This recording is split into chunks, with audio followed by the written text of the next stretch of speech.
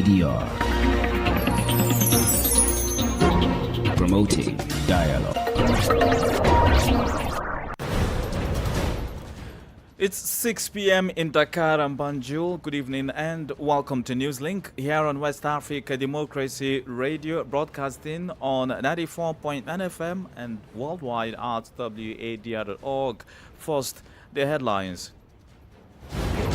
Chad closes its border with Sudan until further notice after repeated incursions by Sudanese forces. National Democratic Institute NDI concludes visits to Benin ahead of April 2026 presidential elections. We noted that many efforts have been made by the governing bodies, but alongside that, we also heard many complaints from the Beninese people. Ghana and Burkina Faso moved to deep intelligence sharing following deadly attacks on cross-border traders, and scientists discover remains of a dinosaur in central Niger. Please stay tuned for details of these stories and more. On the news, this is Abdullahi Hassan. Many thanks for joining our news broadcast. The Newslink begins in the Central Sahel, precisely Chad, where the government has, with immediate effect, closed the country's eastern border with Sudan. In N'Djamena cited the repeated violations of its territory and rising tensions linked to the ongoing conflict in Sudan. In a statement issued on Monday, the Ministry of Communications said the measure takes effect immediately and will remain in place until further notice. Imoradet has more. Authorities in Chad say the decision follows repeated incursions attributed to parties involved in Sudan's war that began in 2023. The government says the move is aimed at preventing the conflict from spilling into Chad. And N'Djamena also states it hopes to protect civilians and refugees and safeguard the country's stability and territorial integrity. All border crossings have been closed and the movement of the people of goods suspended, with limited exemptions for humanitarian cases subject to prior approval. Tensions between the two countries escalated late last year after a Sudanese NGO filed accusations against Chad at the International Criminal Court. The Chadian government rejected the claims as politically motivated and insisted it remains neutral in the conflict between the Sudanese army and the Rapid Support Forces.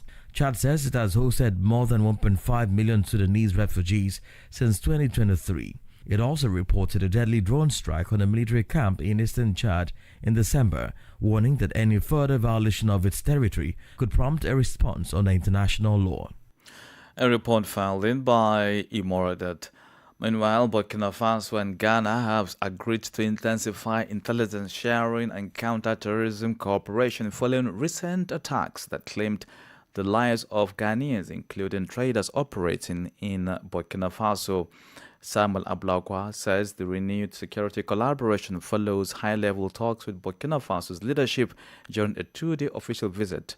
From Accra, Nadiri Tete reports. The discussions come on the back of a recent terrorist attack in Burkina Faso that killed several people, including Ghanaian tomato traders, raising concerns about the safety of cross-border business operators. The two countries have now agreed to establish a common security framework that will allow intelligence sharing, joint training and broader collaboration to confront the growing extremist threats in the Sahel. The Foreign Affairs Minister Samuel Okudzeto Ablakwa says without addressing insecurity, development gains in trade, agriculture and tourism cannot be sustained. We extended the commiserations of President Mahama and the government and people of Ghana to Burkina Faso on the recent terrorist attack, which also claimed Ghanaian lives. And we have pledged to forge a strong collaboration in dealing with the terrorism situation. As part of the renewed efforts, Ghana will host a special security conference in Accra on March 4, bringing together security experts and special envoys to the Sahel. Burkina Faso's leadership has been invited to participate. Beyond security, both countries have reactivated their Permanent Joint Commission for Cooperation, which had not met since 2018 under the direction of Presidents John Dramani Mahama and Ibrahim Traore. For WDR, Nadiri Tete, Accra. More stories coming up on West Africa Democracy Radio. Newslink continues. Remember, we're streaming live at wadr.org. Let's now take you to Benin, where a high-level delegation from the National Democratic Institute (NDI) has concluded its pre-election assessment mission ahead of the presidential poll scheduled for next April.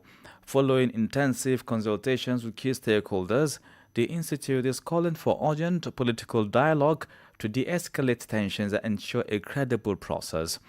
Our Cotonou correspondent Aziz Adam Sule has the details in this report presented by Augustine Kole. The NDR's visit comes at a pivotal moment for Benin's democracy. During their stay, the delegation held wide-range discussions with heads of electoral institutions, leadership from both the ruling majority and opposition parties, and civil society actors. At the core of their findings is a strong appeal for the restoration of political trust. The NDI is urging Benin stakeholders to institutionalize ongoing dialogue as a preventive measure against political instability. Former Central African Republic President Catherine Samba Panza, a member of the delegation, underscored the necessity of this engagement. Nous avons relevé que beaucoup d'efforts ont été faits par les gouvernants. We noted that many efforts have been made by the governing bodies. Many efforts, but alongside that, we also heard many complaints from the Beninese people, and we cannot silence them. We felt a fear over the city. We felt a civil society that no longer dares to undertake civic actions. We felt political parties that are more or less muzzled. We noted a certain number of drifts on the edge of dictatorship. We were surprised to see certain limitations of the political and civic framework. We were surprised to see this kind of disinterest from the Beninese political and civil class in the upcoming process. We understood that Benin is going through a worrying situation. Que le Bénin est en train de traverser une situation préoccupante. Beyond dialogue, the Institute highlighted several technical benchmarks for a transparent poll. These include ensuring equitable access to state media for all candidates and a call for electoral bodies to provide clear, timely communication regarding the technical roadmap of the elections. Furthermore, the NDR is pushing for greater democratic institution. The mission's final report recommends specific mechanisms to increase the participation of women, youth, and persons with disabilities, ensuring the upcoming vote reflects the diversity of the Benin's electorate. A report by WADR's Aziz Adam Sule in Cotonou and voiced by Augustine Kole. More on electoral matters. Authorities in Guinea have signaled the beginning of the final phase of the country's return to civilian rule. Following the presidential elections last December, President Mamadou Doumbouya signed a decree scheduling the long-awaited parliamentary and communal elections for May 24, 2026. While the announcement has sparked a wave of optimism among the citizenry, the political class remains cautious, demanding inclusive, transparent polls. Sankule Janko reports. The announcement of the May 24 election date has immediately recalibrated the Guinean political landscape. For many in the streets of Conakry, the decree is seen as the final milestone to turn the page on military transition and restore a full constitutional framework. However, within the political circles, the mood is one of guarded skepticism. Leaders from across the spectrum are calling for more than just a date. They are demanding a roadmap that ensures the inclusiveness and integrity of the vote. Prominent political voices, including Lansana Kouyaté, president of the PEDN party, and Oye Bevogo of the GDR, have voiced their concerns regarding the technical readiness of the electoral body. This legislative and communal cycle follows the suggestion by the Chief Electoral Officer to synchronize both polls to streamline cost and logistics. As the country moves toward the May deadline, all eyes remain on General Mamadou Doumbouya's administration to see if it will deliver the definitive return to constitutional order it has promised since the December presidential polls. A report by WADR's General Afai Barma Balde in Conakry and voiced in our studios by Sankule Janko. Away from Guinea, Côte d'Ivoire has announced that it was recently the target of a major cyber attack. The incident affected part of the airline's information system and led to the illegal extraction of files containing sensitive data. Cybersecurity experts say the breach highlights the growing vulnerability of large-scale digital infrastructure across the continent.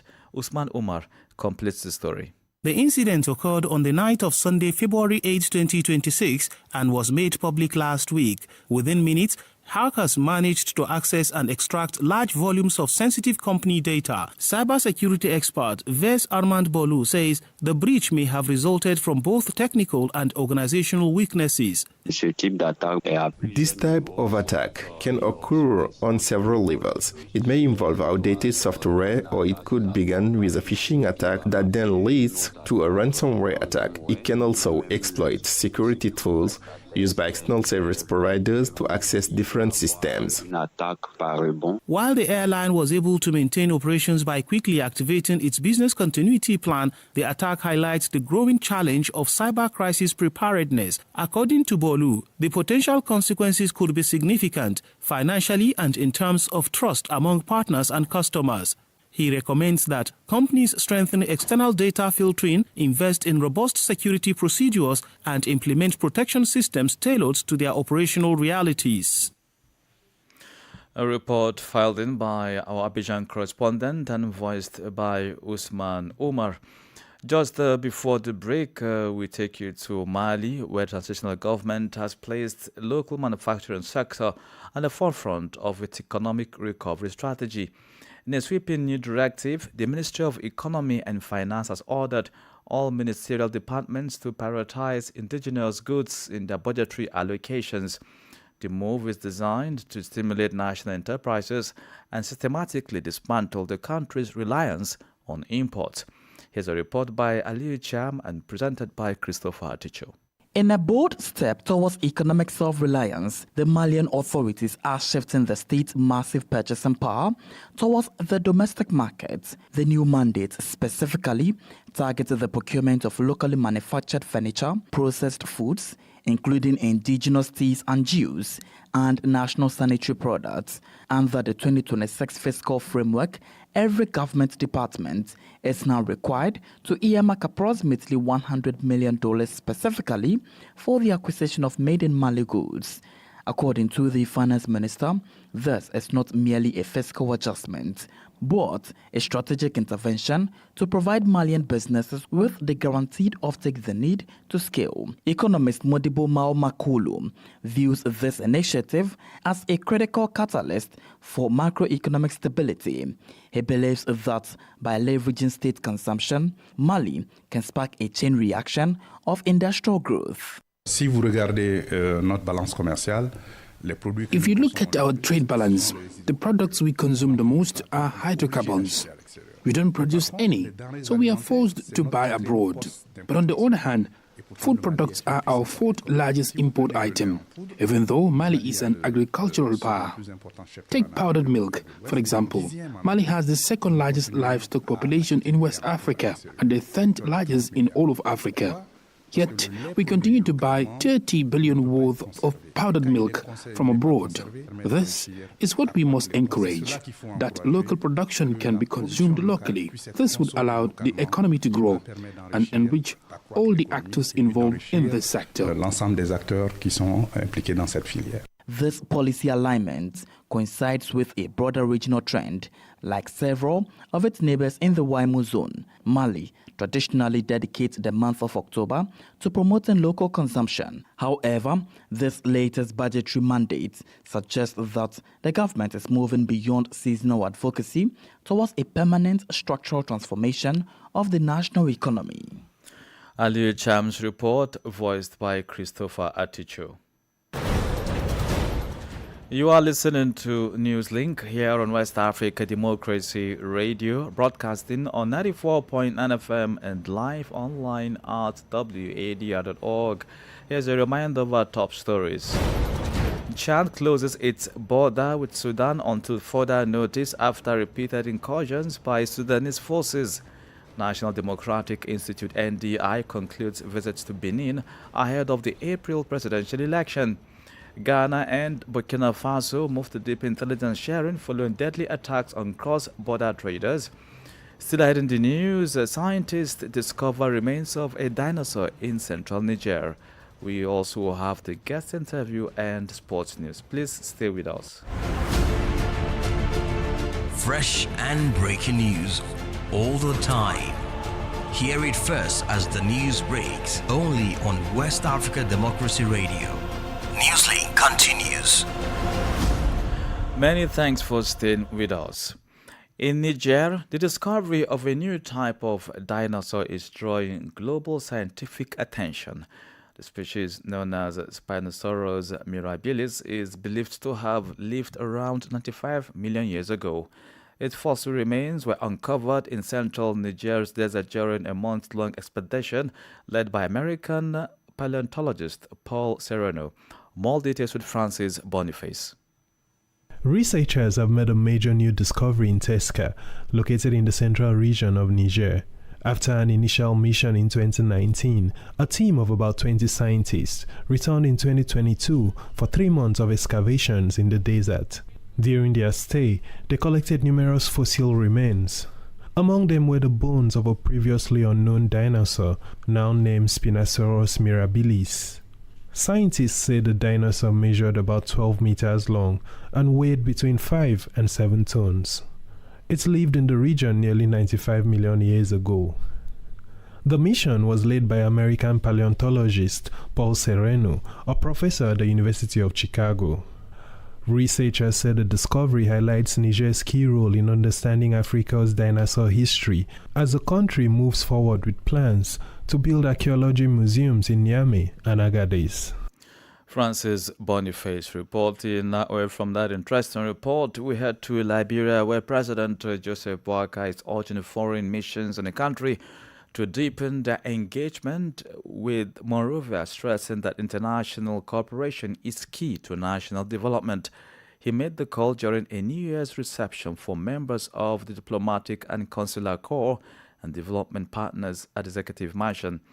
The president reaffirmed Liberia's commitments to multilateralism and regional stability, saying strong diplomacy is essential to improving the lives of Liberians. Abraham Parker has more. Amazed the lost gardens of the Executive Mansion, President Joseph Boakai hosted ambassadors and development partners in a bid to refresh Liberia's image on the global stage. The president was clear. Liberia is no longer just a participant in international affairs, but a nation looking to reclaim its historical significance. From our early days as a sovereign republic, we have engaged actively with nations around the world, guided by respect, sovereignty, peaceful coexistence, and solidarity among nations. Responding on behalf of the guests, the doyen of the diplomatic corps, Cameroonian ambassador Beng Yala Augustin Gang, praised the president's leadership, specifically citing Liberia's recent success in securing a seat on the UN Security Council. At this time when Liberia's economic prospects seem more radiant, this fight against corruption is all the more timely if commensurate development and economic mileage is to be extracted from your efforts and from the arrest agenda. The week also saw a flurry of diplomatic activity as President Joseph Boakai accepted credentials from 6 newly accredited ambassadors. Reporting for West Africa Democracy Radio, I'm Abraham Parker in Monrovia. For our future report, we turn to the Gambia, where young people from the majority limited employment opportunities continue to push many into economic uncertainty and, for some, the risky part of irregular migration. While security forces step up operations to disrupt migrant networks, attention is also turning to whether skills training and vocational education can provide young people with safer, sustainable options at home. Sandra Mendy reports. Across West Africa, governments are facing mounting pressure to generate jobs for a fast-growing youth population. In the Gambia, where young people make up the majority of the population, unemployment and underemployment remain persistent challenges, often linked to irregular migration and deepening economic vulnerability. In a busy neighborhood in Serekunda, Sidu Conte, a young man in his 20s, runs a modest barber shop. After months of searching for formal employment, he concluded that opportunities were limited. I don't have everything that I want, but I can say at least I'm in a position whereby I can solve 75% of my problems without bothering anyone. because I'm paying my own rents now. I'm putting food on my table by myself. Anything that I wear, anything that I eat is from my own pocket. You feel me? Like, youth advocates argue that with strong investment in technical and vocational education and training, more young people could gain employable skills and secure sustainable livelihoods. Many young people struggle to find white-collar jobs, but with skills, they can venture into self-employment or small-scale business as well. Let's say, for example, you train an electrician, a plumber, or an ICT specialist, can always find work even outside the formal sector. Whether it's in tech, agriculture, crafts, or trades, these skills give them the chance to earn, to grow, and even to lead. So that's a strong yes right there, all right? And believe me, Sang, youth unemployment will continue to be a major obstacle to our national development if TVET isn't given the space and support it truly deserves in the Gambia. That's my strong belief, and we really need to look into that sincerely. As TVET positions itself as a key pillar of the country's development strategy, authorities maintain that equipping young people with practical, market-driven skills could help bridge the gap between education and employment. Policy analysts caution, however, that for TVET to significantly reduce unemployment, stronger collaboration with the private sector is critical. For young entrepreneurs like Sidu, vocational training reflects both opportunity and limitations. His barber shop demonstrates how practical skills can generate income. Yet, the broader question remains whether the system can operate at a scale reaching thousands of young people entering the labor market each year. A report by WADR's Banjul correspondent Sandona Mendy. Politics, analysis on major news, social matters, and all. This is A Guest. Our guest segment this evening is a focus on Burkina Faso, where citizens are directly funding the fight against armed groups through the Patriotic Support Fund launched in 2023. Over the past 3 years, the fund has mobilized nearly 500 billion CFA francs, which authorities describe as a strong show of national solidarity amid growing insecurity. Officials say the fund supports military logistics, equipment, and the volunteers for the defense of the homeland, VDP. While the government calls it collective resistance, some analysts question the economic burden of citizens and whether the model is sustainable. Yusuf Ouattara is a policy strategist and governance expert. If you want to understand how Burkina is funding the counter-terrorism and how the burden is being shouldered by the citizen, you have to look at the way the counter-terrorism strategy is designed. So we have the institutional approach with the army and the security forces in general. But as you know, since 2022, Burkina decided to associate citizens in defending the nation in countering terrorism. Through this, they have asked people in the villages to come voluntary and to enroll. Then they get trained, they get equipment in order to protect their village. But as you know, if you are a farmer, you are a fisherman, or you are running your activity, and now it's your duty to protect your village, then it means you will need to have something to make a living. So that's why the government decided to set up this special fund where some people have the gun, some people have decided to jeopardize their life in protecting their villages, and others will use their pocket, will use their resources in order to contribute in making a substantial fund in order to finance this counter-terrorism.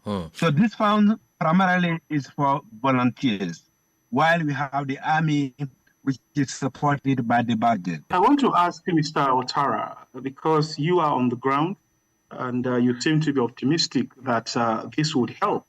But don't we fear that there will be retaliatory attacks on the citizens as a result of them contributing towards ending the activities of these very armed groups?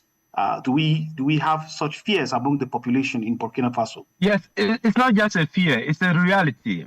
Since the beginning, to decide to enroll as volunteers, they are the first target. They are really target from terrorist groups. And this has happened many times, and there have been massive killing in some villages because just people have decided to enroll.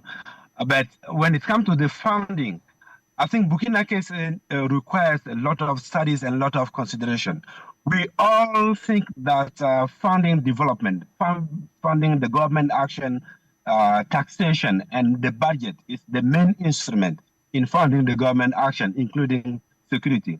But taxation has shown some limits because you can have an individual, you can have an actor who has completed all his or her taxation duties, but that person is still willing to contribute to public action.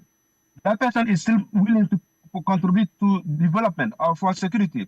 If you take the diaspora, for example, they are not subject to local taxation. Even if they are subject to taxation, once you finish paying your taxes, but you know your country, your people are in danger, and you want to contribute, how do you contribute if there is no mechanism? And that's why Burkina approach is very original, because they set up an instrument which come in addition to taxation and to the budget, and which give room to any citizen. The voice of Yusuf Wadr, a policy and security analyst. In the sporting world, quarter-final doubts about the Niger Delta Games delivered fireworks on day 2 with figures from Delta, Immobiles, Akwa Ibom, Edo and Rivers booking semi-final places across the men's and women's divisions. In cricket, South Africa thrashed the defending champions India by 76 runs in their ICC Men's T20 World Cup Super 8 opener. David Miller, 65 on 4 wickets from Marco Johnson, powered the broadcast to victory after bowling India out of 1-1-1 in Ahmedabad. In football, 2 Premier League players, Nigeria international Tolu Orokadere of Wolves and Sunderland's Romain Mondal, have been targeted with racist abuse online. Their clubs and the Premier League have condemned the incident, warning that bans and legal action could follow. And Arsenal boosted their Premier League title charge with a dominant 4-1 win over Tottenham, restoring their 5-point lead at the top with 10 matches remaining. And with that, we've come to the end of this edition of Newslink here on West Africa Democracy Radio, broadcasting from Dakar, Senegal. Thank you for listening, and many thanks to Ismaila Kamara and Maujo Juf for the technical support. Do interact with us via social media platforms X, Instagram and Facebook at WADR English, and stream live at wadr.org. I'm Abdullahi Hassan. Good evening.